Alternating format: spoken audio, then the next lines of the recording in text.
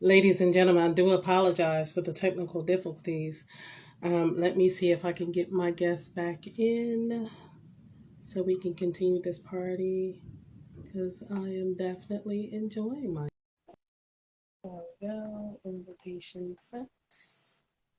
Let's see. Rainier, thank you for joining again. Yes, yes, Thank you yes. guys. I think it might have been my connection. I don't know. You were spinning and I was like, let me just Y- ditch that and but I think I should be able to pull that from the archive. Yeah, it's there. I hope. 'Cause that It'll be was, there. It'll be there. You know, I came back for a taste of it. I got it. silky, silky Yeah, there, honey. You that's know how you get me. I'm getting you, girl. listen, That's how I need it. you know I'm the tastiest. Oh, stop. Anybody in the comments got some biscuits? I gotta stop some now. I know that's right, baby. Why they don't let me out in public? I'll be waiting for these moments. listen, listen. Hmm. Now, where were we? Do you do erotic poetry? I do everything. I literally so fun fact. When I do live, like when I go and do open mics, when I go and do even some of the shows, like I have a show coming up with a gentleman named Ty Mathis, where Mhm. he's like a rock and roll folk artist, and I'm gonna go back and forth with him, and I'm at the same time want to have the I'm gonna talk about some of the songs that he's performing. We're gonna create a little storyline, but I'm gonna have the crowd give me words. So I say, if you give me a word, I give you a poem, Mhm. right? And I whatever. And whatever you give me is where I'm gonna go to for the most part. Like I can direct it, but it's still gonna go there. So I literally I've done poems about everything. Whatever they tell me to do. So I've been in erotic rooms where they gave me the erotic word. Me getting saucy with it. So I do whatever. Like Okay, y'all wanna kiss. that's what we kiss. Kiss. All right, that's what we Kiss. doing. Kiss. Kiss. Okay. I don't want princess kisses. I want your kiss. I know you want them brown kids. Yeah. You want the Oh, I brown want kids. that G dash. I want that G dash kiss. All right. We want the erotic kiss joint. All right. So G Dash Jones, I'm thinking, I'm thinking. I wanted our lips to meet. I know you're asking me which lips do I mean. See, I can see how this may seem because I just want to kiss the cream. Let me back up a minute. Okay? Let me back up because I know that what you're thinking is maybe I want to kiss your soul and taste your spirit. Hmm. Maybe I want to know the octave of your moan. Hold up. Yeah, that's the perfect silence, so now I can hear it. See, maybe what I want to put my lips against is something that can create a different experience. I want you to feel this. I want you to endear this. I want you to be near this. I want you to have flashbacks of every single last kiss and every part of your body that touched my lips. Yes, see, I need that. You might ask me why I need to feel my lips against your thighs, but I can tell you, and honestly, you already know because you can tell the look in my eyes. Don't ask about it. Here's just what I'm trying to give you is the feeling that's only high in supply when it's you and I. See, the lips I want you to feel are mine, and the time I want to have of yours will make sure that it will feel so divine. See, this mm, ain't French. I need you to know this is how it's supposed to get. See, because if you want me, then you might swallow all of this chocolate, but I'm still gonna make you taste this kiss. Well, that's it. Just my thoughts on what I'll be thinking here. That was hot. I like that. And you guys, that was him freestyling. That's what's up. Okay. Okay. And you got right into it, honey. Oh, I like it. I like Listen, I'll say this. I didn't. So fun fact about improv, about erotic poem. So for me, I probably did my first erotic poem maybe 2 years ago because I couldn't that was hard for me to do. I could talk about anything in the world. I had to find it with erotic because for me, like I hate talking about, like, I would go in the rooms in Clubhouse and I would, so I would explore the internet improv too, like internet chat rooms too, and go out live. And sometimes when people talk about erotic poems, they just be vulgar for no reason. I don't want to beat it up or no, like, man, nah. Like, I want you to feel like, like, I want you to feel something. And I had to learn an erotic poem isn't about me talking about sex. It's about me talking about an experience that may involve it. So, okay. And then so I adjusted my thing to describe in the moment. So. Yeah. And that's how I write erotic poetry. I write it because when I was younger, my first, I was exposed to porn at a young age. So seeing porn, I was like, ew, I'm not letting a man do that to me. So I was rigid. So it wasn't until I got older and then started to enjoy and experience sex, the intimacy of it, the touching, not to mention just the foreplay, the talking, the heat and the passion that led up to it. So for me, I write about the enjoyment of it, not, like you said. And for people who write, who like that vulgar, that's who they are, and I don't knock that. But for me, I write from my experience and how I want to be experienced and what I want to experience. So no, listen, that's dope. I'm gonna say, so here's what's interesting. So the first, like, I was like, even when I wrote raps, one of the first like songs I wrote, like, it's funny to me because it was, you know what I mean? It was that. It's funny because most of them weren't, but that one was, and it was inspired by Ludacris's "Wish Your Fantasy," because that song, like, I loved it, even like at the time, because he didn't. Again, he described a bunch of experiences: back seat, windows up. That's the like it was a bunch of, in the middle of the bathroom with lit, like it was a bunch of different scenarios. Right. Like, and I was like, that's clever. Let's go experience, right? Yeah. And my first one was in that vibe. I ain't even did half of that yet, but I was looking for it. And then as I got older, again, because of what hip hop changed and what life was, and then when I started getting into poetry, and even to the point of writing erotic, like now, so that was improv, right? When I've written erotic, like, it's a couple of them that I've written, I gotta find it, but that is always like, all right, where we gonna go? Because I want to take you somewhere. Like, just like when I do the improv, I want to take you somewhere. Like, I don't want you to, like, listen, this is going to sound arrogant, but I want you to have flashbacks about this moment. Like, I want you to, Okay. That's art. Art makes you feel. Art makes you feel. Yes. And I always say that all outward expressions or all forms of art are outward expressions of inward emotions. That's what art is. Yeah. I'm telling you, because sometimes you like to see a painting, to hear someone's poetry, to hear a story, or just even expressions through the way people dress. It's always a story to be told.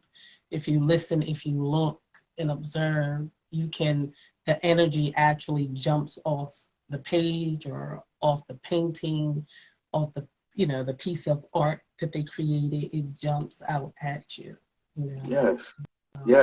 And so it's funny that you say that, because I actually look at it like art does one of two things. It either makes you love it or makes you hate it. That's art, right? Art is supposed to make you feel it. Did you feel it when you was done? Cool. Like, you remember, I can't stand it. It's the reason why people say what they want. Kanye's an amazing artist. Why?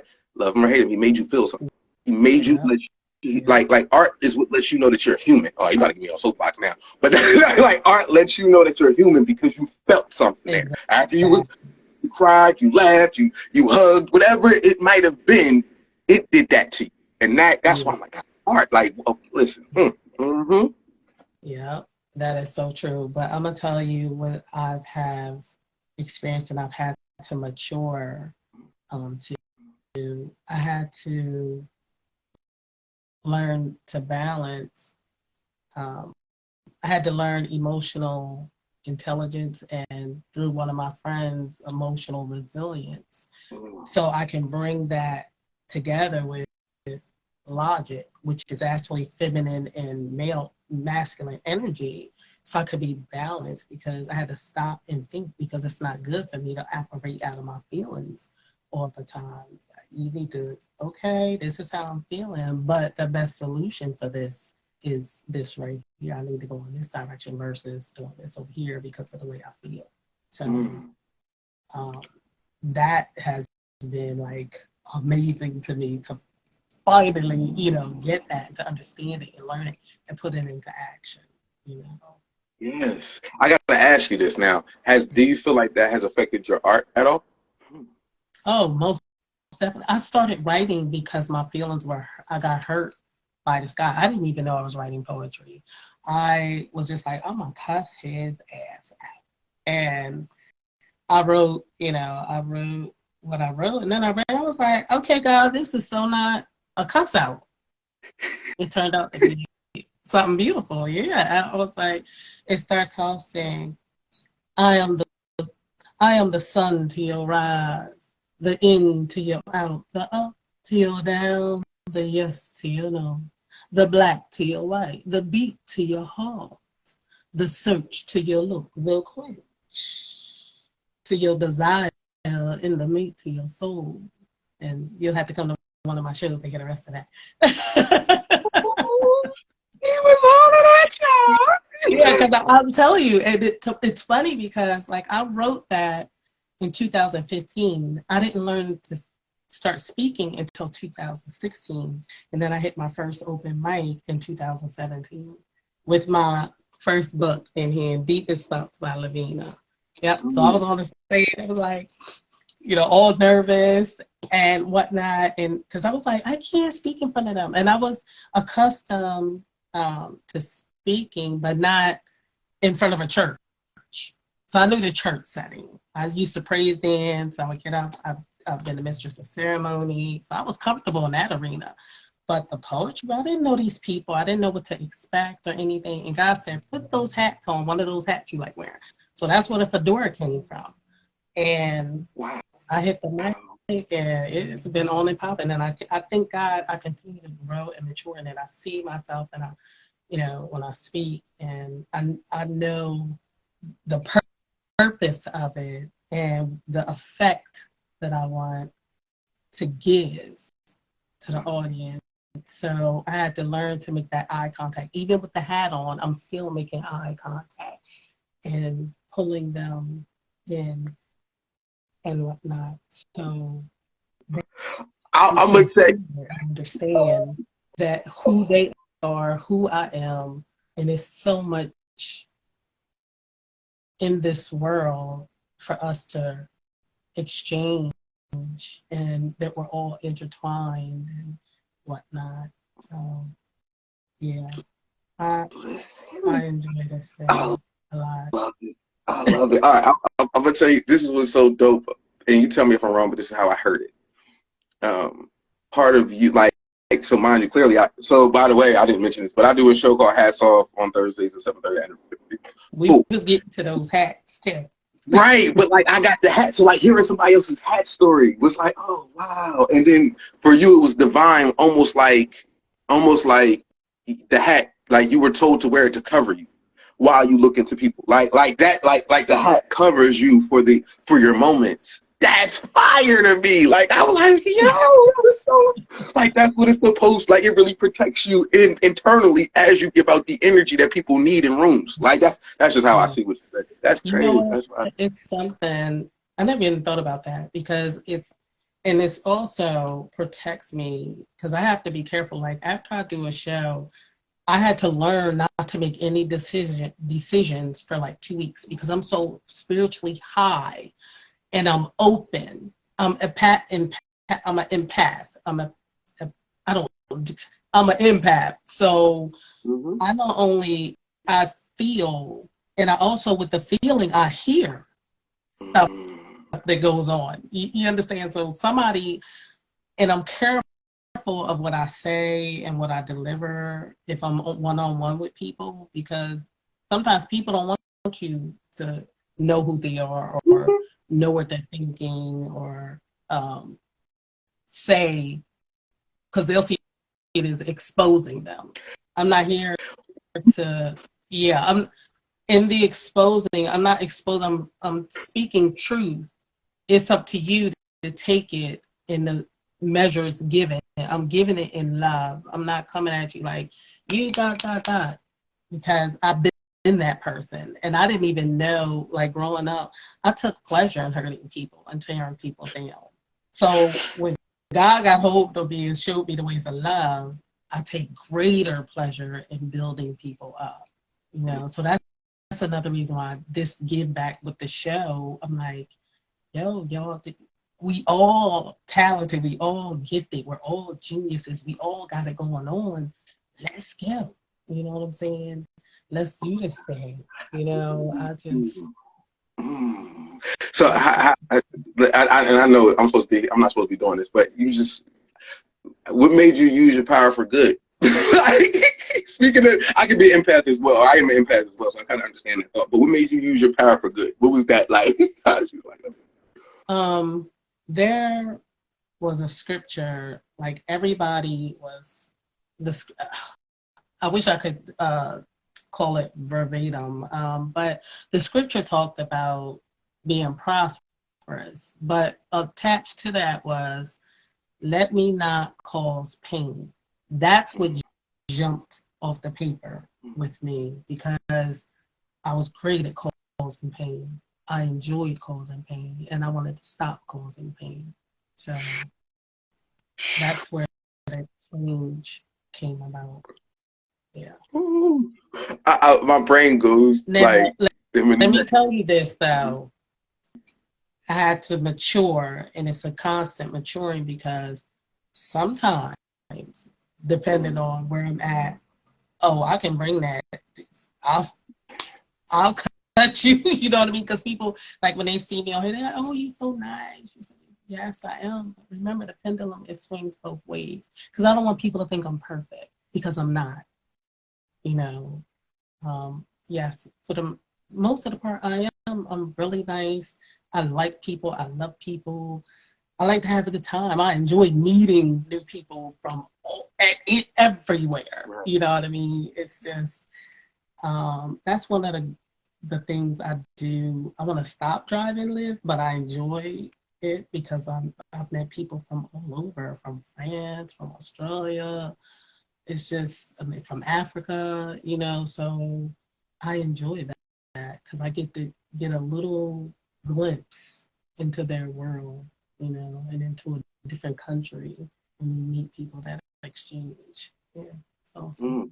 Yeah, life is about like the experience and stories. So I can imagine that you've seen a lot of that. One of the things that you said that really caught me, because I know what it's like. It's that thing where for you specifically, because you're an empath, like you're privy to stuff that people aren't always comfortable with. Because you're good with words and you think quickly, it's a thing that you're getting, and you didn't even know you was a poet. Let's go here, which means you were already probably saying things poetically without necessarily knowing it, which means it already had a cadence, it had a rhythm to it, and had a feeling to it. And that feeling. Check it out. For real. I mean, because I did motivational speaking, and I had 3 shows. The third show, one person showed up. And the person that showed up was like a really good friend of mine. And I was like, I'm not doing this because this is not what God has for me, because you're the only person that showed up, blah, blah, blah. He said, because you're boring. I was like, because I was just throwing scriptures at people. Oh. Yes. I had to learn. God gave me poetry. And I believe it was in me. I just didn't know it. And I said it's in me because we all have rhythm. And what happened was I asked God to give me the rhythm of each, but everything I write, I'm like, can you give me the rhythm? Give me, so I can hear it. Let me hear it so I can speak it. And that's where it comes from. Just like Black Man, Black King. That poem, born into royalty, forced into captivity, brought to a foreign land, stripped of your identity and integrity, beaten, broken, torn apart, your light, your respect, darkened so they thought. That holds a whole different rhythm to it, you know. And then I thank God that I met this guy who drums, and we put a drum to that thing, and it's real hot. But I think that comes from when I was younger, I wanted to rap because I grew up doing that rap era, you know. Run DMC, MC Light, later Queen Latifah, Public Enemy, oh my God, Criminal Minded with KRS-One and oh my God. So, you know, and like I said, rhythm, music, it's in everybody.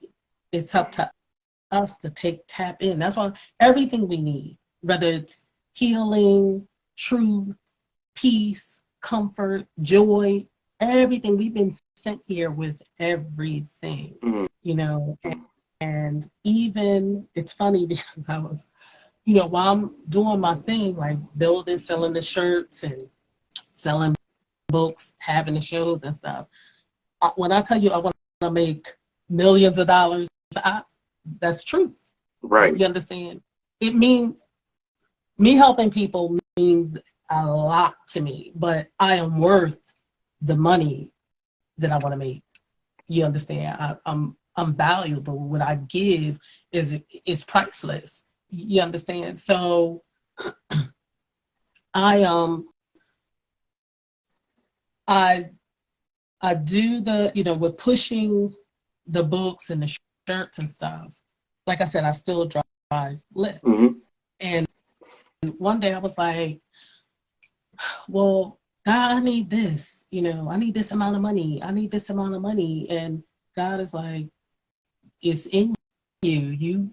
You have everything you want is in you. So if you go out and you speak to people about, hey, this supreme blackness with the supreme male and female, I got Black Man, Black King. And the other day I was out, last week I was out, I didn't even say anything. I had my shirts in my hand about to go into this beauty salon. And this guy walking up the street, he's like, yeah, what you got there? I said, T-shirts with, and I showed Black Man, Black King. I want one of them shirts. What, you got my size? You got a 2X? I said, yes. I didn't even have to say anything. So God is telling me, if you go out, that money is yours. And you need extra, you go out and drive, that money is yours. Don't ever let nobody tell you there's not money circulating. It is so much money circulating. It's like, we gotta get up, go out, and get it. Yo, Alexa, play Outkast. Listen, you gotta get out and get something. Listen. Listen. Woo, you were speaking a word right there. People need to hear that. Like, people need, and the reason why I say that is because I firmly believe, and this is out after being outside and kind of doing it, and between my book, between performing, just kind of getting into that space. Like, an artist don't have to be starving. An artist does have to have a plan. An artist does have to be patient. An artist does have to do the work. Like, there's a lot of stuff artists do gotta do, but they don't gotta starve. That's not how that works. Like, you gotta work, but you ain't gotta starve. And you gotta have faith, because that's probably the hardest thing. And people don't get that faith in that world comes two ways as a creative, right? At some point, one of the things that I wrote on my post is I'm gonna write a book called The Plight of the Creative, because we have a different set of problems. Yes, exactly.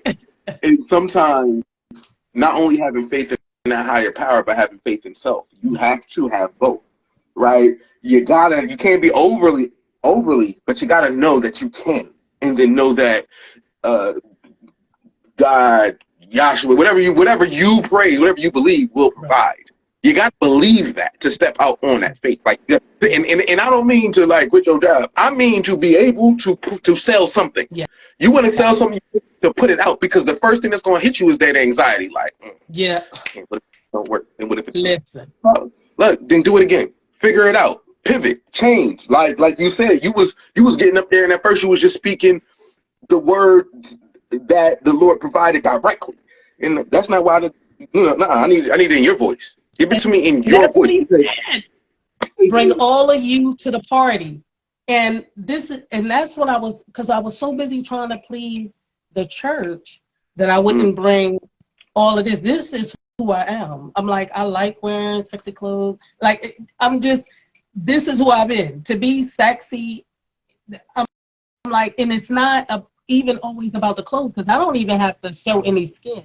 I'll put on a turtleneck and some tights or a pencil skirt, boots up to my knees. You don't see any flesh except my face and my hands. And this is the way I move. It's just who I am. I was just created like that. And it's okay for me to be like that. I'm good with it. You know what I'm saying? But at first I was so scared of what they thought that I wouldn't, move in that. And God was like, you're going to have to be you in order to do what I need you to do, because you're going to speak to people across the board. Yes. And whether a woman or a man, whether they're plain, or whether it doesn't matter that they don't dress like me or whatever, they're attracted to that because they see, they all visual. Whether you're a man or a woman, you're visual. I like her shoes. Because even before I started this, people always would come up and talk to me. I want to say something to me because of what I had on, whether it was boots, a hat, a shirt, my earring. It was be something to draw them to me. So God was like, I need you to bring all of that. To be clear, that makes sense, right? And even myself, but I see it. Like, it's one of those things. Some people draw people, right? And people don't get that you draw people's for a purpose. Right, like that's the thing. Like, if you're somebody whose energy is there, don't get me wrong. Not only do I feel like you shouldn't overdo it or waste it, because you'll drain yourself. But if you have that's a power, right? That's a thing. If I'm my best self, I bring them. Right. I tell people always, you'll find your tribe if you're yourself. If you're not your authentic self, you won't find your tribe, or you'll find somebody else's, and you'll be uncomfortable and suppressing stuff. And that's how we get to mental health issues and problems. A lot of ways. That's one of them. So, exactly. Like, I see it, like, I get it. You know what I'm saying? It's the style, it's the why. It's, it comes with, I'm sure when you come in the room, it's all right, you know what I'm saying? Like, and that's what's bestowed upon you because you do something with it. Like, because you got a voice. Before your voice, I need people to be able to kind of feel the vibes. You got the energy to create the energy. Then throw the voice. Checkmate. I'm with it. Yeah, because this young guy said to me, he was in his 20s. And I went to this open mic, and I performed. And afterwards, he said, I knew you were somebody, just by my presence and whatnot. He was like, and he was just drawn to me, and it was good because he opened up and told me all these answers to all these questions I had about. It was an erotic open night, so all these questions. He was a dom, so yeah, I had a lot of questions, and he answered all of the questions. So that's what I say, when people, and I know we're talking about erotic stuff, that's just the energy. That's just what I'm in a space tonight, because I'm just feeling that sexiness, and I don't know, I can't really pinpoint it, but that's the energy space I'm in tonight. And erotic is not about sex.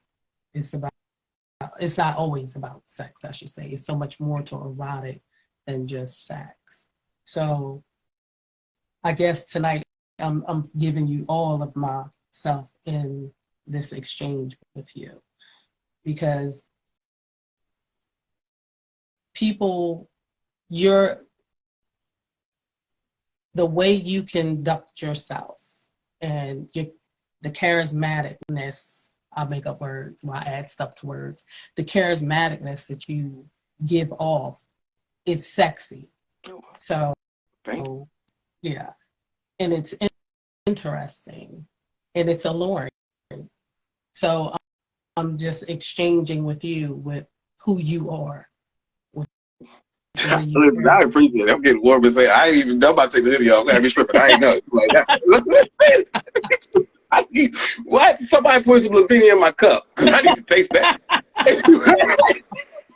Yeah. Yeah. So I'm just flowing and really just vibing and enjoying who you are and what you bring into this game. I appreciate that. Because it's the energy. You got an energy too. Like you're like your sexiness is calming. Interesting. A calming vibe. Like it's like, oh, come here. You could like you very like you probably do great cuddling. That's what I'm saying. Like you be cuddling over like I tell. Like it's that. I'm with it. I dig it. Mm-hmm. So it's cool. I do have a request. Yes. My request is because I do improv, right? And because I got to plug my show June 10th, Marketplace Gallery, where I'm going back and forth. Can you do me a favor? I want you to do a poem for me, but I only want half of it, and I want to finish it all thing. Ooh. Almost like you tossing me like, yeah, I mean, I'm going to go and catch that. You hear me?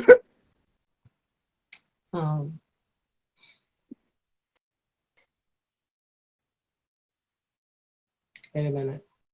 Let me see.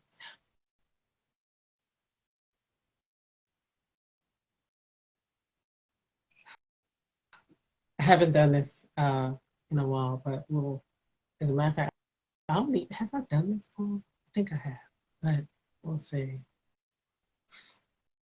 My soul circumference wraps ever so nicely around his sphere of pleasure, pulling him deeply with every pulsating stroke. Sensations of cream released from my canal of pleasure, vibrating, pulsating, desiring more. Will he give it to me?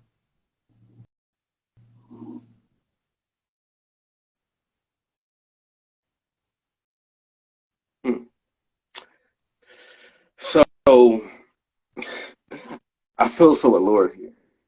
Like, if I'm being honest, the way that her legs are wrapped around the circumference, I feel so adored here. Like, I feel like somebody should record here. I swear. Who brought her here? I want to resist giving so much of this bliss, but I swear it started with a kiss and now we're all up in this. Calm down a bit. With the voice in my back of my head said, as I start to slip just enough in to go deep in, and I could tell by the way that I'm looking at her with such an arrogant grin, we both came to win. That was fun.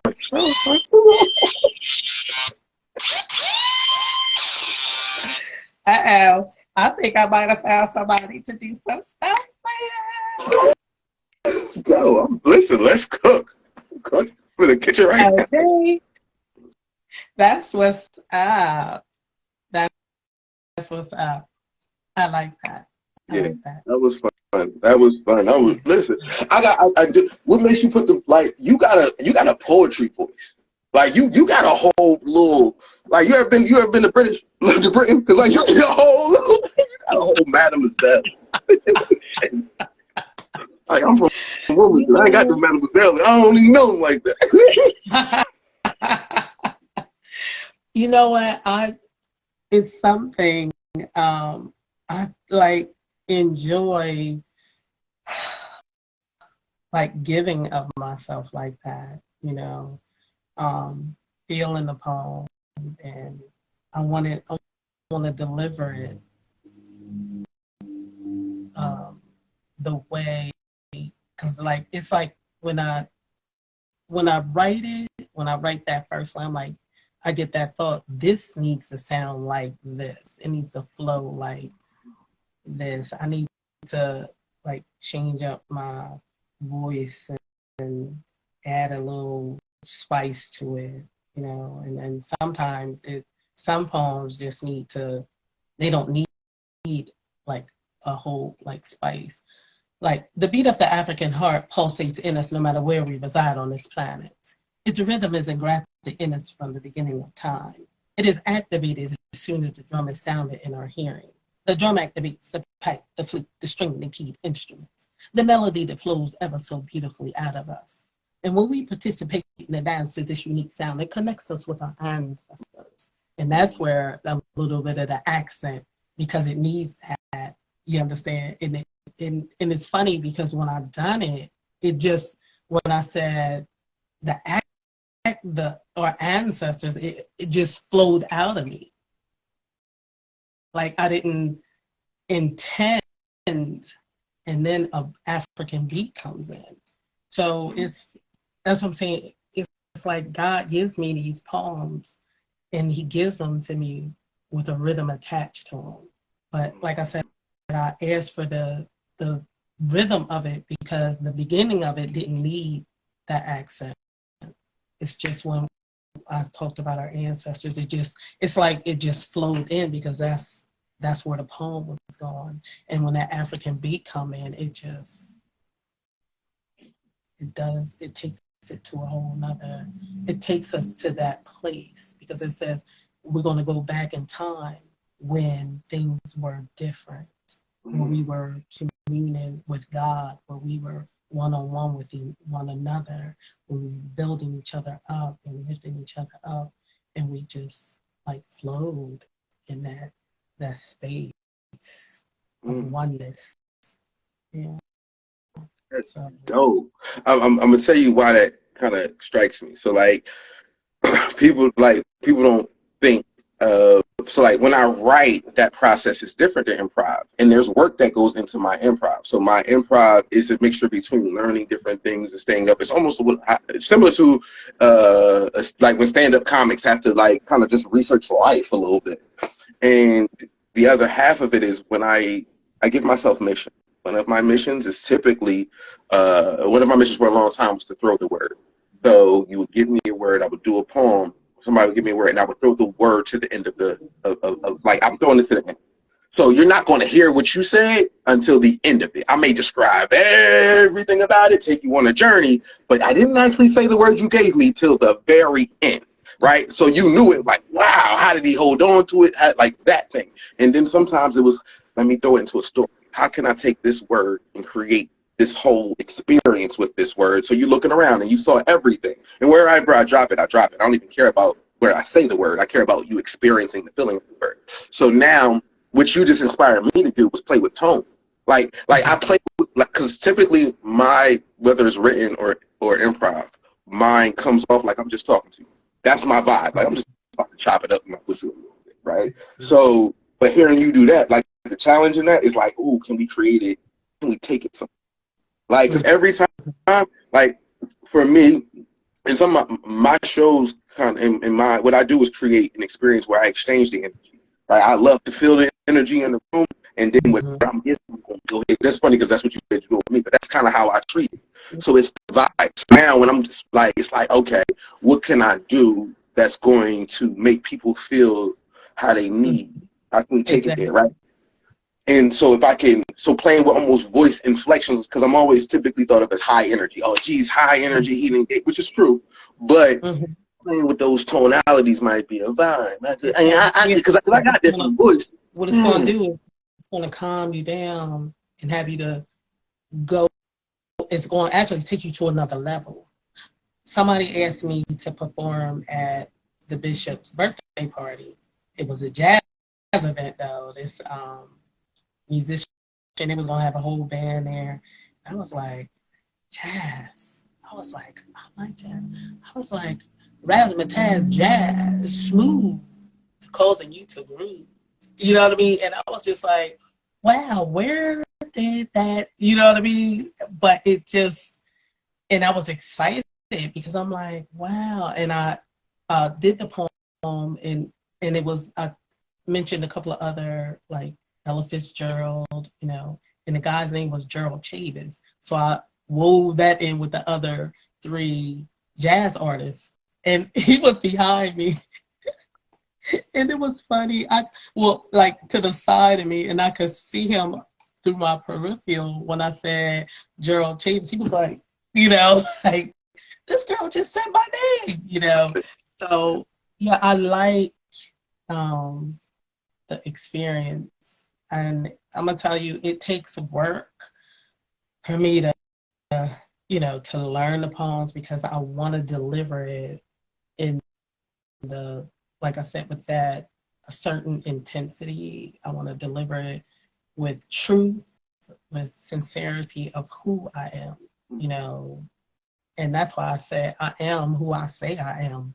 I don't, everything I speak about myself or what I speak about truths, things I've learned, things that go on in society. That's what I'm speaking from truth and not.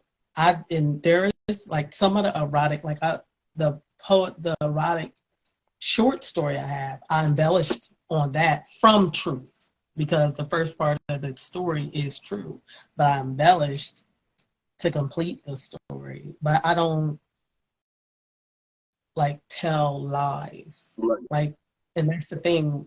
A Taste of Lavina, Poetic Empress. So I'm gonna do it again in September 23rd.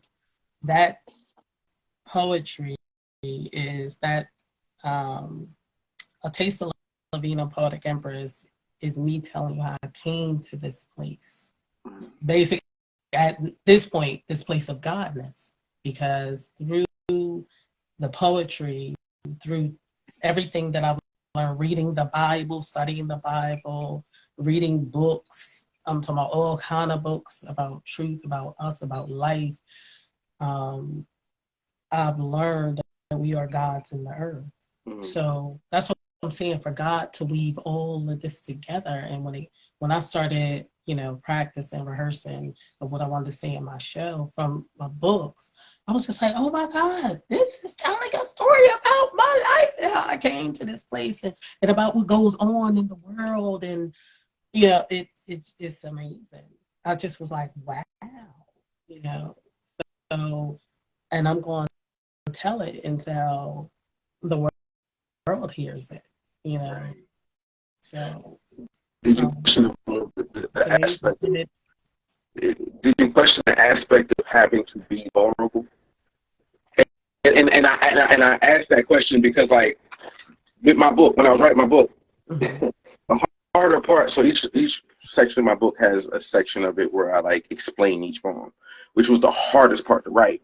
And in the Mm-hmm. process of writing that, one of my best friends, Nate, said, I told him what I was going to do, and I was like, I'm going to do it so that people who are not into poetry will still get on the poem. He was like, all right, well, you going to really explain the backstories? I said, I'm going to try to. I'm going to try to, do it. He was like, well, you prepared to bleed? Hmm? It was gonna hurt a little bit. I had to be, and I wasn't. I ain't gonna lie, I was not prepared for the vulnerability. Like, were you prepared for the vulnerability of telling your story? I know that's right. Because my story, it there are some things that happen. I wasn't even, as a matter of fact, one thing that happened to me, I was raped by somebody I knew, and I buried it. Mm-hmm. So in like 2016, God was dealing with my heart. He was like, I need you to face this. And I Mm-hmm. was like, I just bust out in tears. I was like, I need you to, he was like, you need to speak on this. He was like, you don't have to go into detail of what happened, but I need you to speak on this thing about how it made you feel. And that, that it took me a minute, but now it's incorporated in A Taste of Lavina, Poetic Empress, because like I said, it's telling you how I came to this place of godness, you know. Um, I talk about some of the things that go on in the world, about how they tap white men on the wrist for things black men are like thrown in jail for. You Mm-hmm. know, and there's this new poem that I have. I'm not sure, like I'm gonna do it. At first, I wasn't because I was too angry. I had to come to a place where when I deliver, like I said, God had been dealing with me about healing me emotionally and things of that, and me understanding emotional intelligence and emotional resilience. So in order to deliver this poem, I had to mature in that thing, because when I was first, you know, learning this poem, I was angry, so it was going to be delivered in anger. You can deliver a poem that has pissed you off, but you don't have to deliver it angry, because I don't want to sow that anger into other people. Yeah. I need to deliver it in love so people can hear me. And I also thought I had to like itemize everything that these people done. God was like, no, I need you to deliver them. They need to hear they're the reason that this happened, and it needs to be repeated 3 times, because everything learned, whether it's your faith come by hearing by the word of God, they need to hear it over and over and over and over again. So that poem, that's what that does. Now I just have to decide, where is this going to go in the story? And then God said it doesn't necessarily have to go in the story. You can do that at open mic, you know. Yeah. And so that, You know, it's, yeah, wow. Here's what I love that you said that, right? So, fun fact. When I was compiling my book and figuring out the poems, it all started with me saying, all right, there was a song I did a long time ago. And I wanted to break the first verse down into each line is a poem, right? But each line is a poem from that verse. But I did it because it was like, wait, some of this stuff I have in other places. Let me take it and compile it, right? And figuring out what belongs here, what doesn't belong here, what's supposed to be.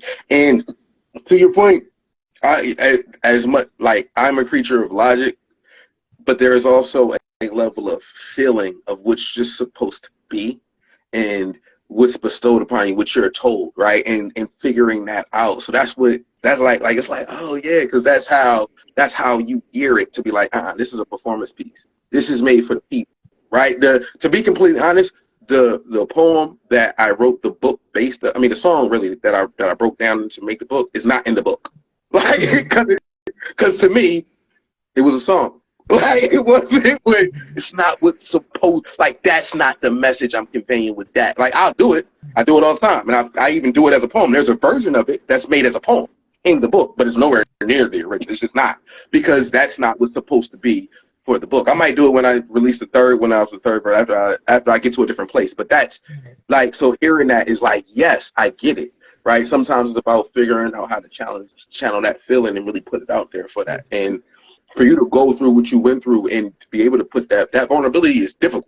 To be able to do that thing, woo, and then when you got to go through it, it's hard. Like people don't understand the trauma of the trauma that can make you great. Sometimes I hate the trauma that makes you great, right? But it's there. It's literally there. Like sometimes you're like, yo, I'm so dope because I went through this foolishness. yeah. But check this out.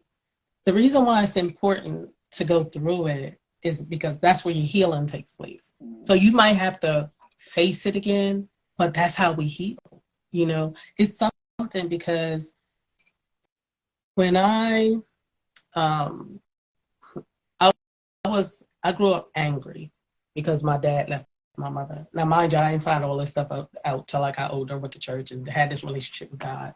I thank God I still have a relationship with God, but it was through that. And God said, it was when I divorced my third husband divorced me. That's when the process really, the healing process really started, because God said, I need to take you back. I was angry because of being hurt. I didn't cry. I would get angry. of crying. And I said, well, I need to take you back to the first occurrence, which was my dad leaving my mom. It was like I turned into a crybaby. Yeah, but you needed.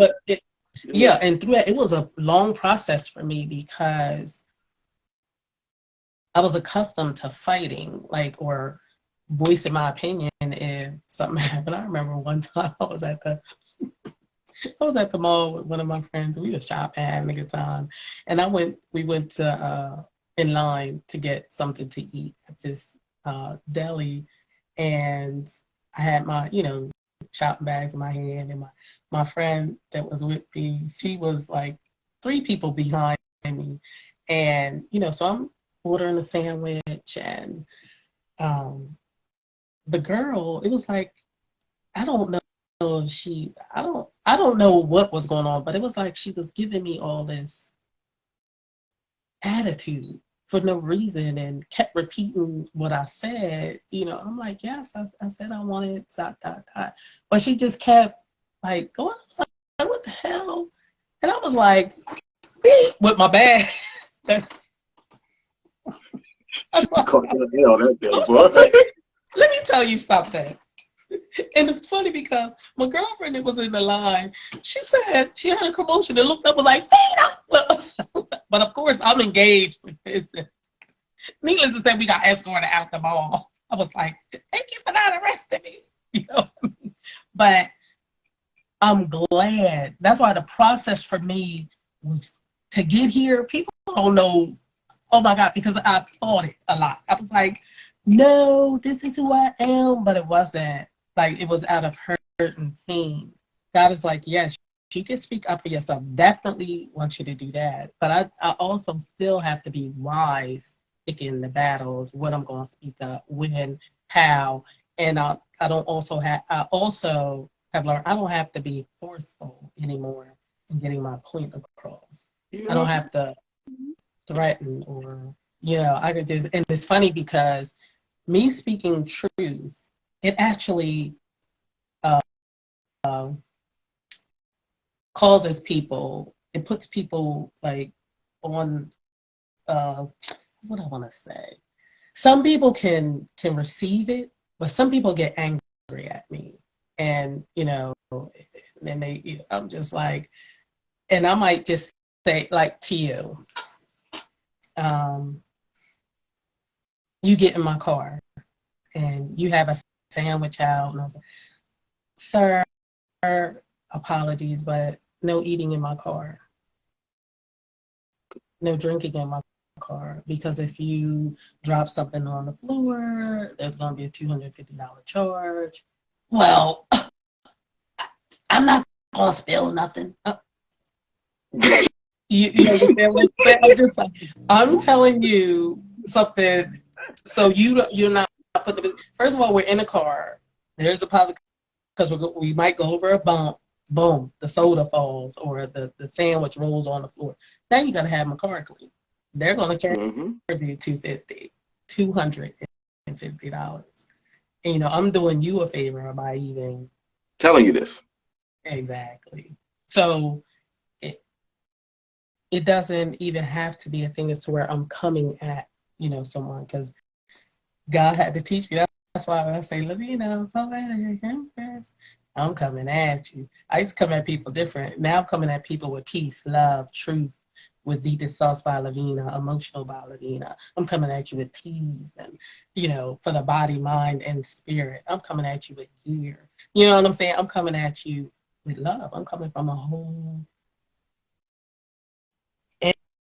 energy, life, and love of who I am. I'm coming at you with my core, with my essence. Everything pertaining to life.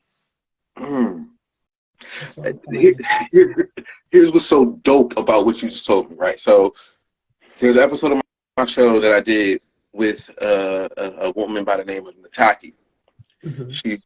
She owns a local art house. It's dope, and she kind of does different art programs. But one of the biggest things that she's doing, the reason why I had her on the show, was because she was talking about her soft girl era, right? And Like I say all the women's business. I ain't got nothing to do with it, but I like for women. Like I listen, I love women. Let's talk, right? And she was sharing about this soft girl era because, like you said, something very important.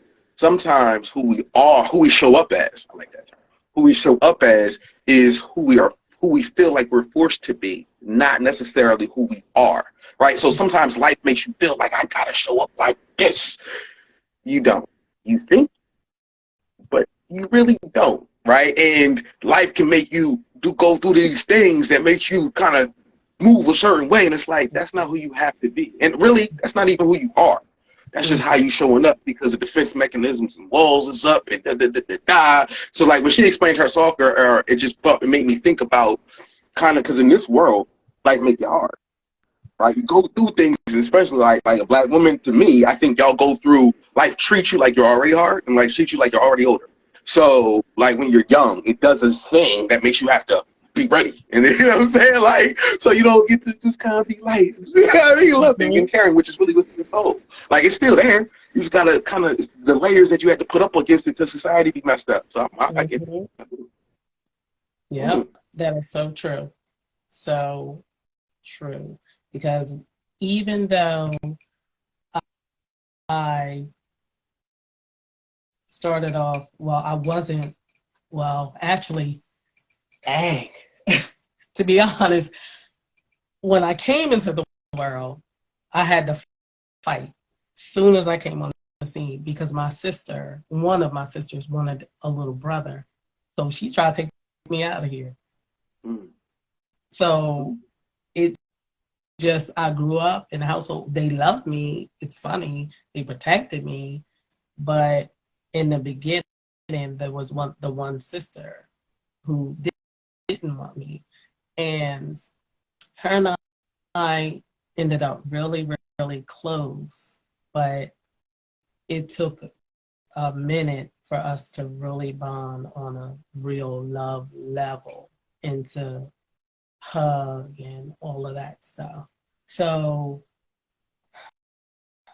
who we were intended to be is in there, and I believe that I don't think it was any mistake that I grew up the way I grew up having to fight, because it made me who I am today, because I needed that balance. Because for all I know, if I didn't grow up, if I didn't learn to fight when I was little, if I didn't speak up, I started speaking up really for my sister, one of my other sisters. I wasn't even really speaking up for myself. I was speaking up. I've always been speaking up for other people. It's like since I've gotten older and coming into myself, when God, had me to see who I am and what I should, to do and all that, that's when I really started to have to speak up for me and to really like push to be who I am. I think that if I would have grew up not fighting, I would have missed something. I wouldn't be as effective as God wanted me to be, because I'm balanced now. So, and that's important for us to be balanced, because you can't be all anger. You can't always be all love. You understand it's a balance to life, and that's what it is. It's like we have to get to know ourselves. We have to trust, and you got to trust God in that, because God is like, daughter, I got you. God has had other people to stand up and speak on my behalf, or to come, to my rescue, or not. Like I remember working in this salon. This girl, I was in my suite, and I ran up. One of my clients was in the suite, and she left her phone, so I ran out the door, to give her phone, and then coming back to my suite, the barber, one of the barbers stopped me. He's like, "Didn't you hear her cussing you out?" I was like, "Someone was cussing me out." One of the other stylists. But God had me to not even hear it. You understand? And to not get into it with her, because come to find out she has some mental issue. So exactly, God knows better. So I just prayed to God because I was like, God, I'm not even with this, mess, this fighting and all of this stuff. Because now I'm older, you understand? And some of the other women in the shop didn't like me either because at first I was like, oh, we can rumble. But then I was like, oh my goodness, because two of the other girls ended up banking. This girl was like, oh my God, I'm not trying to get banged for real. Oh, y'all jumping. Never mind. Like my fault. But I was like, God, I ain't no freaking punk, But what happened was because I was obedient, 3 weeks later, she was gone. Yeah. So that's why it's important. I'm not saying be perfect because I'm so not perfect. But God wants us to be like, wait a minute, let me see how this can, handle. And that's across the board with your money, with your relationships. We gotta just get in a conversation with God, really, even because, like I said, I did so much fighting God on me not wanting to let go of, it's funny, I call her the ghetto girl or sister girl. Yeah. And it took for me to meet somebody who was like me, for me to appreciate ghetto girl. That's the girl who was fighting all the time. And God said, you need to accept who you are because it's you. There is no alter ego or whatever. That's you, Vina. You need to love you. And that's another place why I push. Another reason. Always choose to love yourself more came when I was diagnosed with breast cancer. But I looked at it, I was like, it all ties in. You gotta love you first. And it's an age-old saying, love the Lord your God with all your heart, mind, soul, and strength.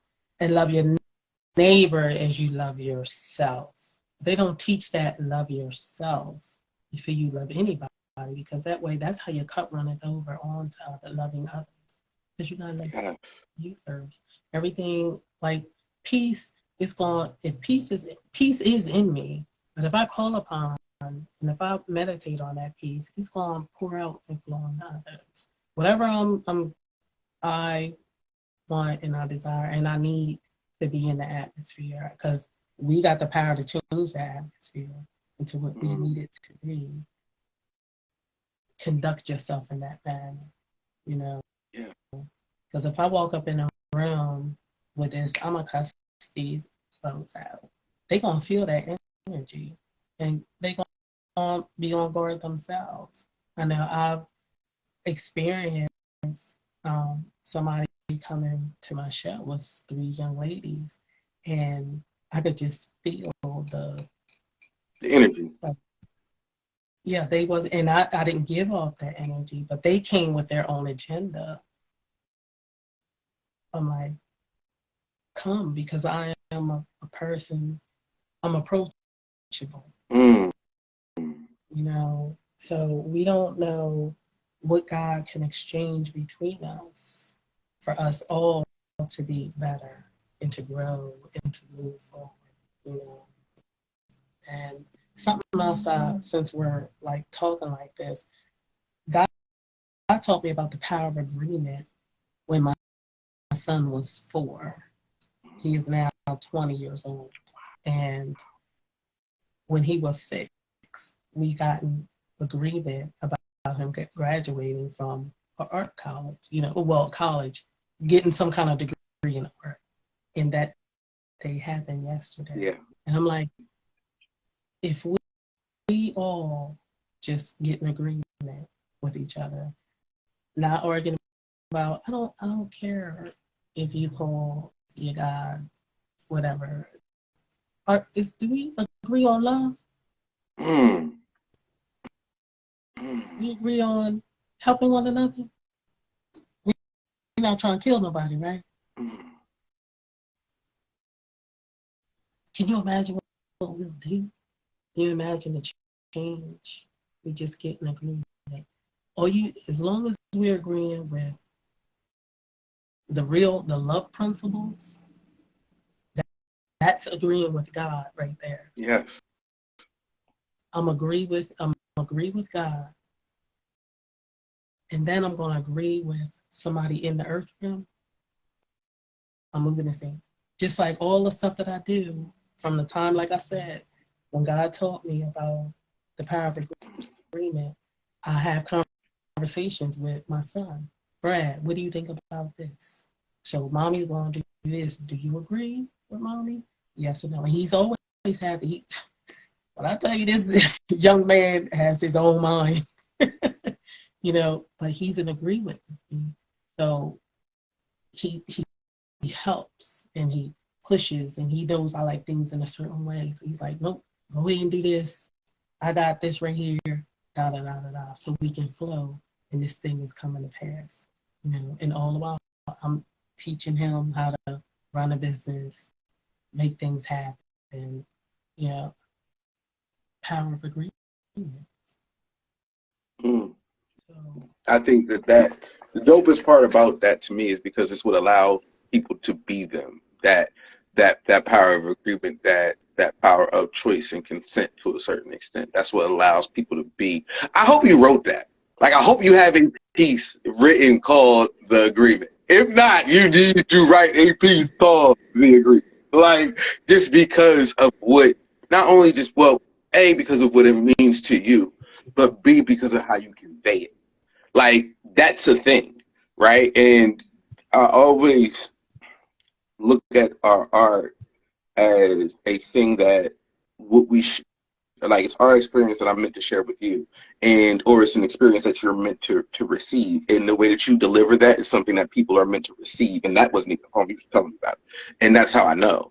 I have a poem in my book called Natural, and it's interesting because it's like thinking about what you're saying, that the power of the agreement in versus where life forces you to go, and what you can, like, if you agree to it, then that's who you are, it's what they'll accept, right? It's kind of like as a trainer, I learned people don't argue with themselves. So have them reach the proper conclusion first, lead them to the right proper conclusion, and then give them the fact that you know, because you won't argue with yourself. If I give you the fact that I know first, you can doubt me. I don't want you to doubt me. How about you find and then you agree, and then we're good, no fight. And that's where that kind of living in a natural space is, of understanding. So listen, and I will ask if I can do that piece, only because when I came here, there's like two pieces that I think of as the singles of my book that I would always love to do. But for some reason, this conversation is like, nah, G, you gotta do it natural. Like this energy, what you gave me, like, yeah, like I gotta speak, and I don't even think I've ever performed this piece. Fun fact, like I don't think I've ever performed this piece, just because of where it's at in the book, and it's made for a thing, but maybe it was made for this thing. So I'm going here. And you tell me, yeah, we just going. I'm gonna do it. I'm gonna see. It's called Natural. It's like y'all forgive me. I hate like reading, but I will. It's natural that everything that's good to you is not good for you. It's natural, not normal, in this world, where they will silence you for speaking your truth. It's natural in the world where what's normal is defined by those whose self-esteem is low, practices are unusual, but in front of you, what they do is not acknowledge you. Based upon the position you're not normal. So it's natural to feel out of place sometimes. It's natural to feel lost sometimes. It's natural to have to figure it out. It's natural to want to grow and change. It's natural to be you, not replicated. We are not the same. See, it's natural to have fears. It's detrimental to let them control you. It's natural to be passionate. It's dangerous to not have levels. It's natural to see dark places, destructive to live in them. It's natural to take a loss hard. It's destructive to not celebrate your wins. See, destructive to not learn from both of them. Internalize your pain for fear of judgment. It's natural to feel pain, normal to internalize the pain and the fear of judgment. I'll say it again. It's natural to feel emotion. It's natural to feel pain. It's natural to feel fear. It's natural to feel happiness. It's natural to express. It's normal to internalize. Whatever. You've been conditioned to believe as if free thinking deserves disrespect. Whatever you've been conditioned to believe will be treated as if it should be done with regret. It's natural to find peace within yourself. It's normal for people to try to take your peace in this world. It's natural when you find your peace for you to keep your peace, for you to protect your peace. Yeah. But if you don't believe at any given time in the place where emotions are screaming, you'll hear the peace. Is there natural peace? This is my thoughts. I don't know. I know I've never done that. I can tell you why I know I've never done that, because it's long, and I don't ever do long. So, but I've never done this. But if like as I'm doing it, it really like this I like it for this conversation. Like this was you was the one for that. This one was that. Like I don't know why it worked. You need to do that piece more often. Hey, it needs to be. Definitely. Thank you. So to be clear, that piece came from the line in the song, right? Like I do like I have a thing where I think that this is what society normalizes is not always normal, right? And I think that because of judgment of belief in this and that, we create a space where we'll suppress our natural selves or what we naturally believe or what we'll internalize everything. The world will teach you to internalize, right? It's one of the biggest things one of the biggest things I feel for women, because I believe that women are taught to internalize at the point in which they get a period. Like, you in school, oh, your stomach hurt, oh, you bleeding, you better go to class, you got a second period. Nobody care. Like, women are taught to internalize at period 1. So, like that thing, that's literally what society does. And it says, nah, don't do this. And if you're like, you gotta move a certain way. There's a reason why code switching is a thing. Right? It teaches you to internalize who you are to be acceptable by the masses. So I was like, I got it right. Like I gotta put that out there that needs to be said. So that came that's where its natural fits in my book. Yeah. Is kind of honing into that, because that's the thing. So yeah. That's what's up. That's what's up. Yeah. That poem. Yeah. You gotta give them that. Definitely. I knew that it would work for this. I do. Hold to the truth. Don't hold on to the truth. You know what I'm saying? You're right, and I guess I should. The heart, like people, are people ready for the truth? Do people really want the truth? Let me tell you something. God gave it to you. That's right. All right. I'm gonna do it. That's one of the things that I've been looking to do too, is that because my book in general needs to be turned into an article for people who receive messages differently. Like that was one of the things that I'm working on. It's like, hey, people need to receive these messages differently, and the best way to convey it. Like while I write, sometimes people need to receive by reading it, and sometimes people need to hear with my voice inflection. Sometimes people need to hear that how I wrote it. You know what I'm saying? Like they need to. There's a little bit of that. So I will take that advice, and it's natural. I'm going to put that on a list of performance art. Yeah, right. I'm telling you, it's people want to see that thing because it needs this. This is the season because there has been a shift. Yes. In Earth. You understand? And living according to who we were designed to be, living according to that God DNA in you is extremely important. And I know, like, when I talk about me being a goddess and goddess rising and supreme blackness and things of that nature, I know some Black people are a little uneasy with it. You know what I'm saying? But it's important because they have made the name Black. They try to keep it down, and it's a bad thing, and it's a class of people who's, down and out and this and the other. God said, honey, you got the power to change the narrative by speaking your truth, which is truth. Black is beautiful. The majority of clothes sold in the earth, what color are they? Black. What color are the cars that are sold? Black. Furniture, black. Why would you want to buy something so evil? Them basketball players running on the court, what color are they? Those people up in those corporate offices, whether they got the title or not, what color are they? Don't let nobody tell you black is this and black is that. You determine. You believe it's what. And guess what? As long as I believe it, it's going to be conveyed. It's going to be given. It's going to be sold out there in the greatness that it is. Supreme blackness. It's beautiful.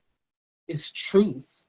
It also means it's a reminder of the authority and the power, the dominion that we have been given in the earth before time began. Listen, you gonna give me my bag because I'll be in that bag. That's a bag. All right, right. So I'm gonna say this, right? If people watch this replay, they're gonna be mad at me, but I'm gonna say it out loud because it's funny. There's a line, and I'm sick about this speaking actually. There's a line in Erykah Badu's On and On where she says that they don't believe in God, but they fear us just the same. And I used to play that in my classroom. Like before class, I always have music playing just to see how people look. When they like in my brain, like, do you know? Oh, they don't believe in God, but you fear us just the same. Funny how that works, huh? I wanted to just see how different people will react to it. I watch it to kind of know where your brain is at, like if you catching it or if you not, because that is such a powerful thing, right? The power of like me watching it, but like the power of melanin, the power of what society, there's a value for it. Go to the black market. If you Google the value of melanin, there's a price tag. That's the oddest thing to me. I was like, oh, say what? Yes, say what? Okay. I found out some truths recently. I was like, what the hell? What? Are you serious? Yes. When Dead serious, and it's suppressed. It is very suppressed. Listen, I'll be trying to be careful because I'll be paying attention. I'll be like, hold up. Who you telling? Yo, I'm trying to tell you. I'm trying to tell you. Yo, that's why I'm like, honey, it's in the DNA. We gotta use it. It's like we don't have time to be scared. We don't have time anymore to fear. Fear is actually an awareness. It tells you what's going on. Okay, now, okay, God, what direction do I go in so I can stay safe? Keep us safe from the evil that's in this world. You understand? They gonna be who they are. And I got the right to be who I am. You understand? Yeah. So I can't allow their agenda to stop the agenda that I've been given. Right. Because it's something, because I always thought that the boldness, me being outspoken, me saying things that are on my mind, I always thought it was for me to defend myself and to fight. But then God was like, baby, this thing is so much bigger than you. He was like, for you to stand up, I didn't even realize the boldness I've been given is for such a time as this, for me to go out and sell t-shirts with Black Man, Black King on it, with Supreme Blackness, with Black Woman, Black Queen. I didn't even realize. God was like, yeah, that boldness you got, it's for now, because Black people need to understand who they are that you are good, that you have a right to live, to be prosperous, to do and have what you not just need in the earth, but what you want. As long as what you want is according to life, Right. don't go out because you got all this money and just treat people any kind of way and do stuff to people because you bored. Nah, that's why you got creativity. Go create, to build, to expand. You understand? It's not just about sitting around. You got so much money, you don't know what to do with yourself. Did you tap into the God in you? Because you're going to know what to do if you tap in. Yes. You're not going to want to destroy. Because I'm telling you, when I speak, oh my God, and I write, I'm just like, wow, look at that.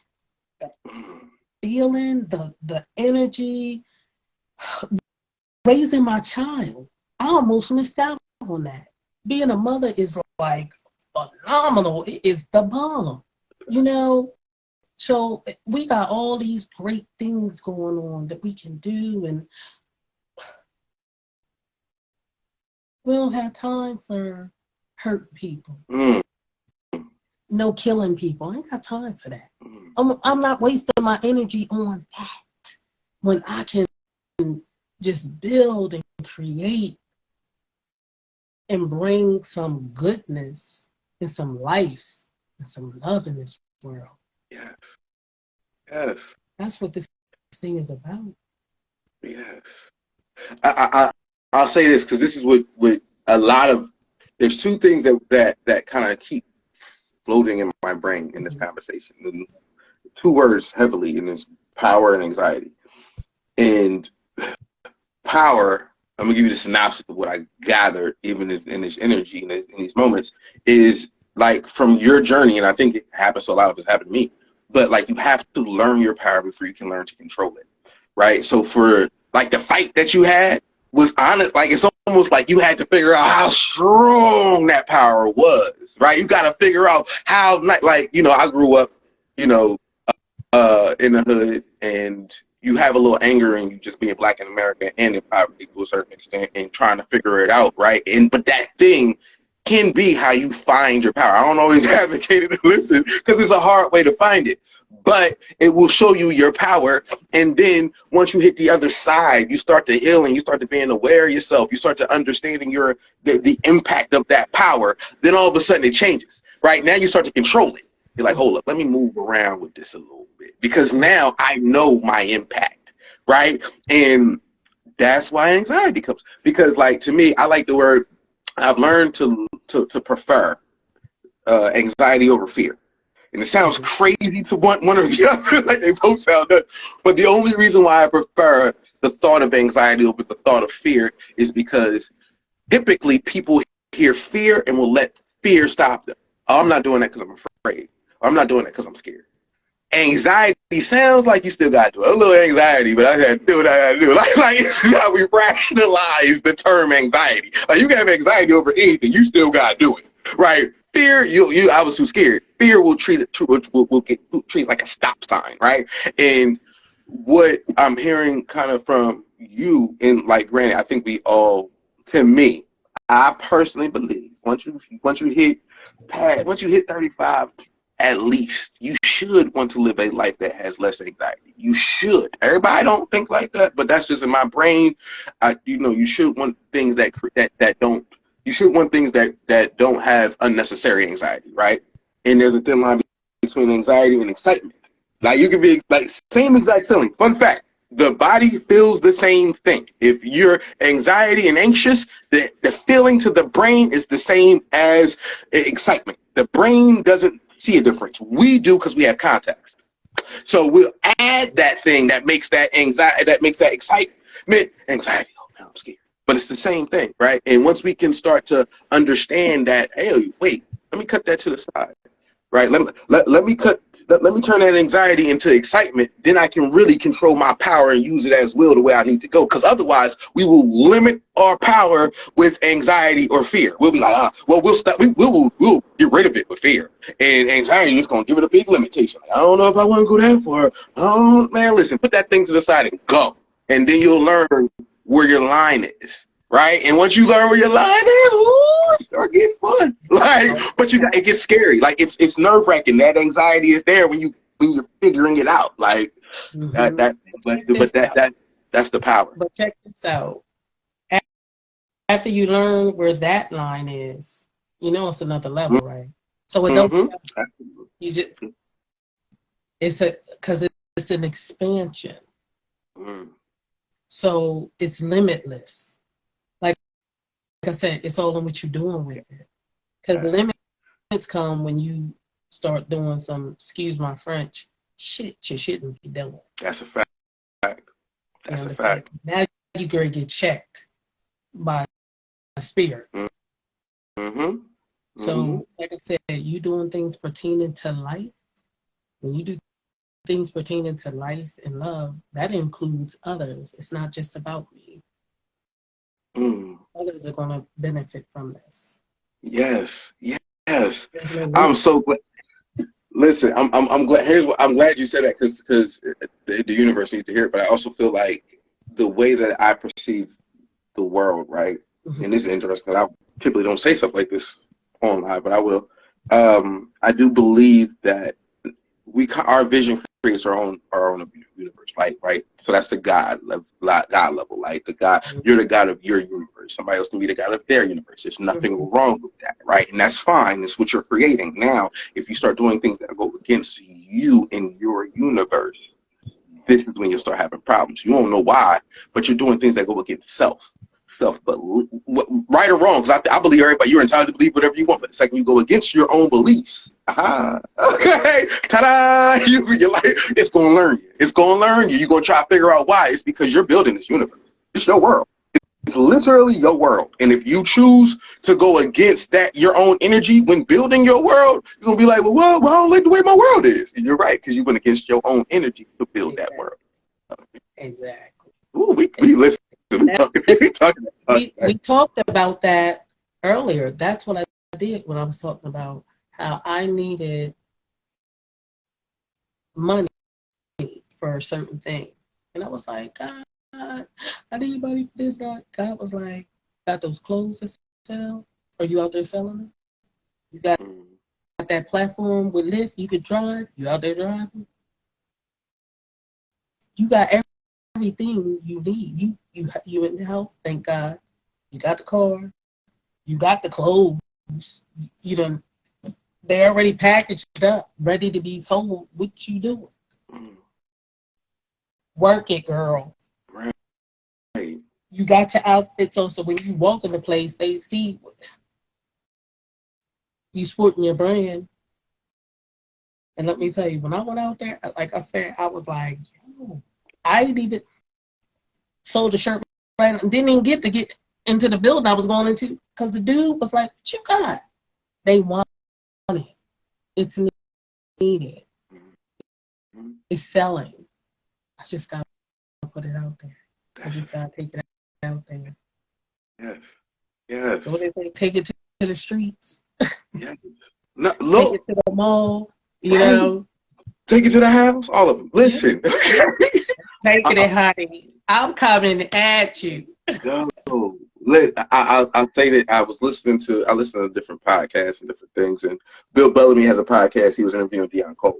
Very interesting what he said, and because it goes to what you said, right? What Deion Cole said, he said we all working. He said people don't get that. He said I'm working, Rock working, blah, blah, blah, blah. We all working. All of us on somebody's stage, right? Right. And he said, so if you got it, put it out there, do it. Now don't sit on it because people working. like if you have that talent, that creativity, I think about what we do, right? Not saying it's not because I don't want to play with them, but to a certain extent, if I look at what AI does and what AI closes in on, that natural person on a stage or that natural person who can perform, AI ain't going. AI ain't gonna do nothing with that. Like that. Matter of fact, that value goes up a little bit because I can mimic everything else. You gotta have a whole like we ain't at the hologram phase with AI yet. I don't know where that's going, but that ain't there. To put somebody in front of you that can do this thing that we doing, you still need. That's see, and I'm gonna tell you another thing that they not. You cannot imitate also the natural essence, that God essence, and you cannot imitate human touch. Because see, when now our energy is transfer, it's going back and forth right now, but in person, it's another level because now you actually in my face. Now in person, you gonna get to experience who I am. Like you gonna be like, she's like, wow, in person, and I could give you a hug or touch you with it. You understand my I'm gonna get that truth. You can't deny truth, so you're not gonna be able to deny me once you meet me. You can't imitate that, and that's what they think they can do. They think they can keep people distracted with this.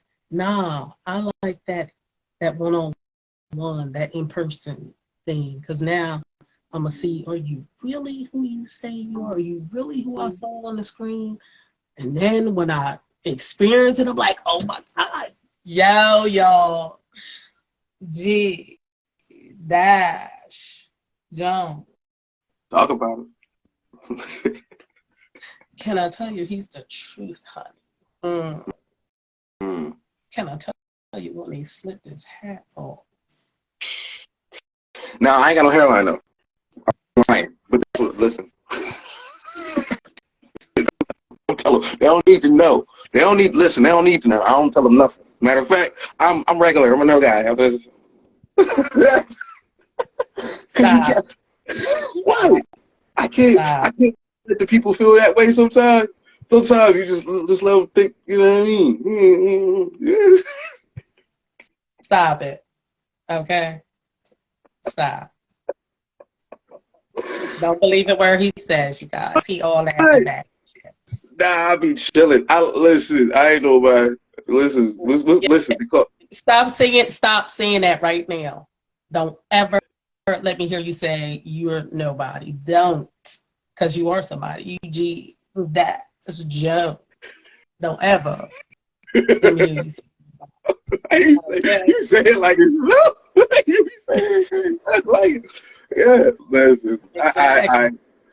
I do agree in owning it, and I actually do agree. I definitely agree in this with virtual can separate and deal into that point, right? Like that exchange of energy, that exchange of aura, right? That thing that and don't get me wrong, somebody like you, because you do this show and I do a show, and when you do things that put you in this moment, you're a little bit more privy to it, so you start to learn how to read this way, but it's still not quite the same as how some people have the ability to read in person, right? Because there's sometimes some people walk in and you can just know, like I can walk in a room and know if I fool with you or not. Like people, like I'm somebody who people always think that I talk to everybody. I don't. I ingratiate myself with everybody. I might say hello to everybody. I'm not having a conversation with everybody. So like, but people don't catch that. Like, you know what I'm saying? Like, oh, gee, no. I did not talk to everybody. I really want to. But because it's the energy. It's finding that proper energy for your tribe and your people. Like, oh, this the vibe. Yeah. Hmm? Yeah. But you know, it's something because when I spoke to you, I knew that we were going to have a good show. Yeah, I just absolutely. knew it was. I just knew it was going to flow. Yeah, and it's even better than I thought it was going to be. So thank you. Listen, thank you for having me. The weirdest part or wildest part about this, because I brought up to Joe the other day, like you performed at the open mic when it was at the Queen. Shout out to Delaware Music Network because I'm a part of the Delaware Music Network. I host some of the shows that we do. We got Ali Dope coming up as well at the Ali Bar with Serena Joy and Kima. Just plugging it, but not just plugging it. The odd part about it is I just missed you. Like when I started being involved, it's so wild to me. Like I brought your name up to Joe the other day. He was like, "Yeah, she featured." I was like, "She featured." He was like, "Yeah, she was featured." I was like, the very first show. Yes. So, Yeah. when your next show? When's your next situation? I'm planning for September 23rd. Okay. 2023. Yeah. Okay. Planning for that. Yeah, before you go, I definitely tell people where they can purchase your book. I want to tell them about your platforms. Tell them, about Oddly Dope and Delaware Network, Music Network. Give it all to them. All right. So here's the vibes. All right. So first and foremost, right, there's Self-Care Saturday that's going on at the Academy. I'm just going to be around, but that's a part of Delaware Music Network. That's at the Academy. They're doing that on this Saturday. It's really just all about self-care. It's going to be a therapist in the building, a financial person in the building, just a couple of different things down at the Academy downtown. So that's happening. Wait, Thursday I have Hats Off, which is my show, Hats Off with G Jones, where it's the Delaware Music Network edition. So I'm interviewing all these Delaware Music Network people from this month, all the featured artists from the open mic to Ali Dope, which is Kima, and Kima does this like bowl thing, like where she like kind of makes music, and it's a very soothing thing with the bowls that she kind of creates in the atmosphere. And then Serena Joy is a singer and a poet who her last name is Joy, so you get the vibes. And there's going to be libations, it's a bar, it's the oddity, I'm hosting, we out shit. So there's that. Then comes I also have the open mic jam session is going to be back. I got the BBB at the Oddity Bar, which is a bringing back bars. I'll be there on Friday, probably. Not my point. My point is open mic jam session is at the Wilmington Library the first Wednesday of every month. So that I'll be there. I was just hosting this last one. I'm filling in for Ronan Ali. That was a vibe. Good times. That's coming. I'll be there. And then again, so my show with Ty Mathis, which I want to make a series. I kind of do it the same way that I said, hey, how about you give me a poem and let me finish it, is he's going like I literally do this thing where I say, hey, give me a list of songs. Right. Last one I did was with Nacho Cole, and it was an Oddly Dope. That was my pilot idea. I say, hey, give me a list of songs. When you give me a list of songs, I create a little storyline around the songs. Mm-hmm. Right. And we go back and forth with the songs and the poetry, but it's telling a story. Like things all go together, and there's dialogue in between, so it's a whole thing. So like, and at that same time, I'm looking at the crowd like, give me a word. And when they give me a word, I'm going to incorporate that word to tell my poem in this storyline, and then the song is going to connect to it.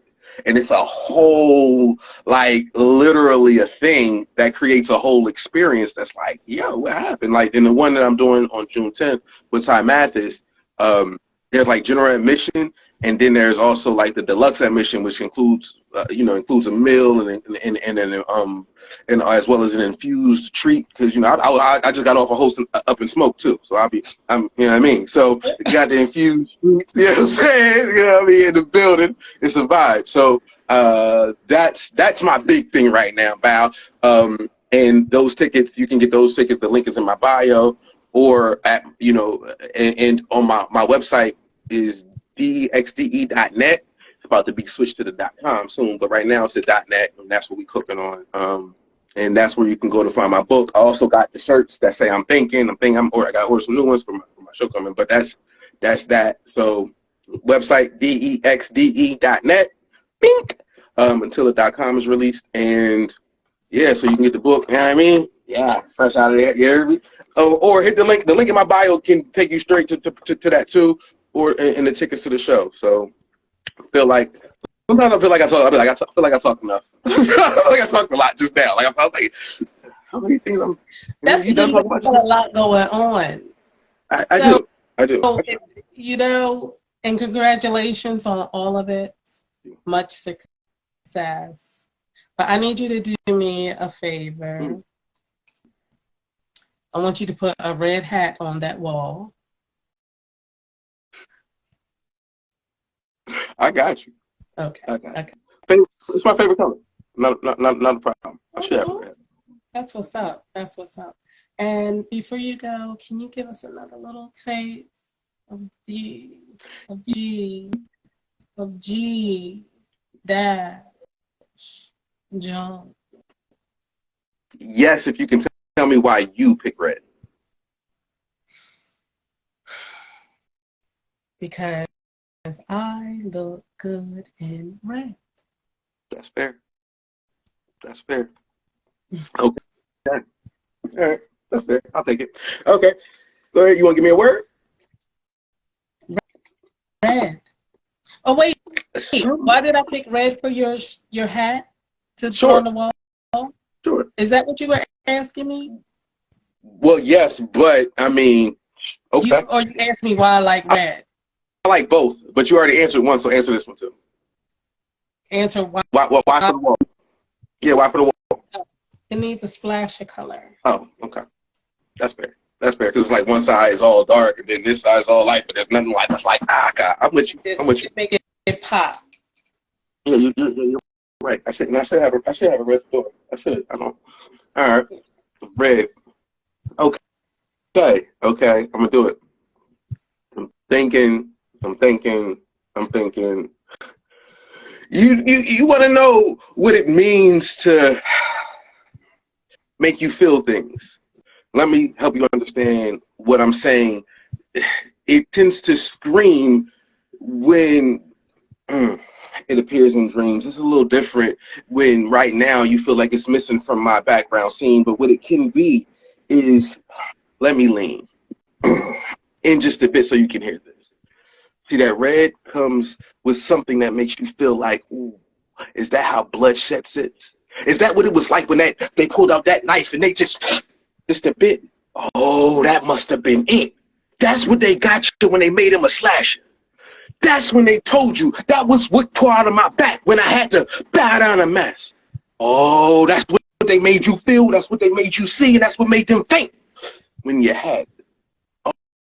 Oh, it's that red that made you freak out when you saw it coming out of yourself, or when you thought to yourself, I wanted to come out of somebody else. That's that red, but it's layered because it's also the same color when I think of what love is. That same red heart that they draw is, and it's that same thing that makes you feel like, oh, it's flawless. See, it's masterful how red shows the love between we when it starts to manifest everything that it can be. I guess what I love about red is duality. Like, it's something about how powerful that love can sit. Oh, excuse me if that red is getting a little everywhere. That's why Valentine's Day is painted with it. I guess that love isn't meant to be given aimless because that love isn't meant to be provided in a way that you can't steer it. But that red can be loud even if you can't hear it. That's why I love it. See, two favorite colors is that red and black, and they come off of the fact that love is the color of bloodshed, and it's also reversed in that. Those are also the two best colors for a woman to wear. And I really mean that. Okay? So, you know what I mean? Just my thoughts when I'm thinking that. That's it. You know what I mean?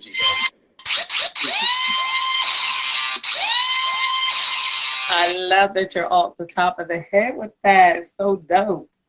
Thank you. Thank you. That's I what's up. mean, Those are the red and black are my favorite colors, and it is because red is because it's the color of love, and it's also the color of bloodshed. So it's always super deep to me. I figured out at like 10. I don't know what I was going through, but like that was mad deep to me. I was like, wow, red does both in this world, like in this society, and then black because you know what I mean, and also outside of that, the depth of it. Like as I started to learn, right, that thing I was like, wait, and then like I don't know, like well, you clearly know. Like a woman in red or a woman in black. Oh my, whole chest. Okay. But yeah, That's what's up. That's what's up.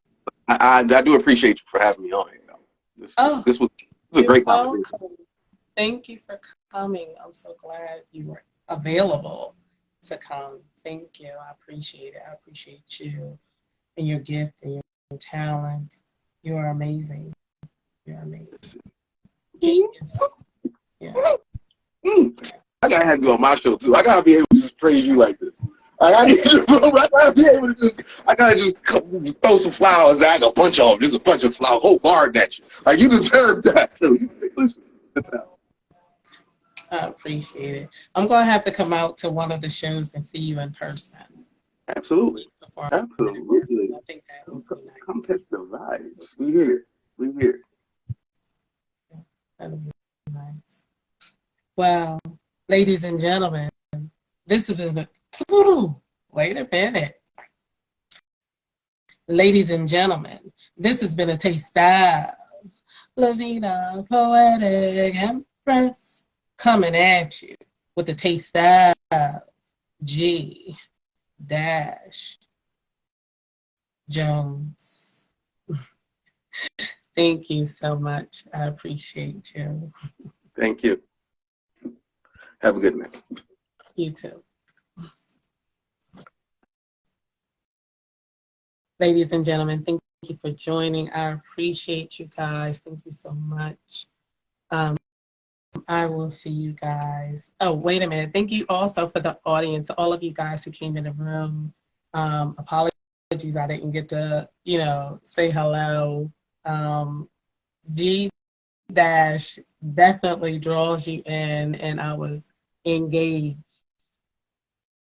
in the G. Okay. But I will see you guys next Tuesday evening at 10 p.m. Hello, Brian.